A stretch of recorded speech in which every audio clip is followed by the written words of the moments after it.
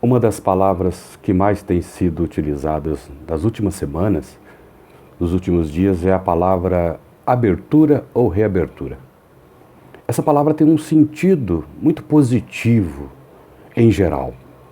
Quando usamos a expressão reabertura democrática, instituições abertas, livres, transparentes e independentes, isso significa um juízo valorativo muito positivo sobre a atividade que as instituições e que os poderes têm na atualidade. Abertura democrática seria um valor imprescindível nos dias de hoje. Geralmente a metáfora do mar aberto, ou ainda a expressão que usamos no dia a dia, vez ou outra, a minha vida é um livro aberto, indicaria essa disposição do contato, da interação livre e voluntária com os demais. No entanto, há algumas ressalvas a serem feitas, uma vez que essa palavra abertura ou reabertura tenham impactos diretamente relacionados única e exclusivamente com o terreno da economia. Ao falarmos em reabertura da economia, pensamos na sequência em reabertura das escolas, reabertura das instituições universitárias, reabertura dos templos religiosos, reabertura do comércio, como se isso produzisse única e exclusivamente impactos positivos sobre os rumos da economia. Se vincularmos todas as aberturas ou reaberturas no terreno da economia, há um grande receio que eu vejo pela frente. Há, no entanto, também um segundo item da ideia de abertura. Em nome da defesa da democracia e pelo apregoamento ou a defesa intransigente do ideal de abertura institucional, muitas vezes se permitem que ideias retrógradas, nefastas, tenebrosas tenham lugar em nosso meio. Na medida em que, em nome da liberdade de expressão, da abertura do pensamento, da reflexão, da expansão do horizonte democrático, nós permitimos historicamente que alguém, em nome desses valores, pudesse defender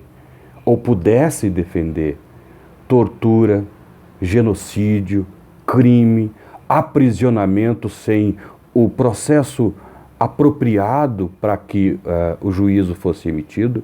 Observa-se, a meu ver, uma defasagem, para não usar um decréscimo e um total antônimo ou contraste com a ideia de abertura, que é a ideia do fechamento, da clausura, do ensimesmamento. O livro geralmente é utilizado como um símbolo de abertura para o mundo. Cada vez que lemos um livro, a mente se expande, abrem-se os horizontes e a reflexão fica mais sofisticada. Mas há aqueles livros que conduzem necessariamente ao fechamento ou à defesa de ideias intransigentes e não apropriadas na atualidade. Se estivermos dispostos a analisar aquilo que temos experienciado nos últimos meses no Brasil, a palavra abertura eu vejo como sendo apropriadíssima para descrever, ou pelo menos para entender o que tem se passado e observar que, ainda que tenhamos uma tendência, parece que natural ou desejante, da ideia de abertura, ao mesmo tempo flertamos com a ideia de estabelecimento de muros, estabelecimento de fronteiras, impedindo, portanto, que ideias dissonantes, contrárias, circulem em nosso meio. Há um texto brilhante de Wilhelm Reich, Psicologia de Massas, em que ele está analisando o fascismo, e ele não tem muitas dúvidas ou se questiona por que as pessoas aderiram com tanta facilidade ao fascismo e ao nazismo. Mas ele se pergunta sobre essa disposição voluntária para que o sistema se feche. Aderir voluntariamente a ideias de fechamento, a ideia de isolamento que é própria dos regimes totalitários.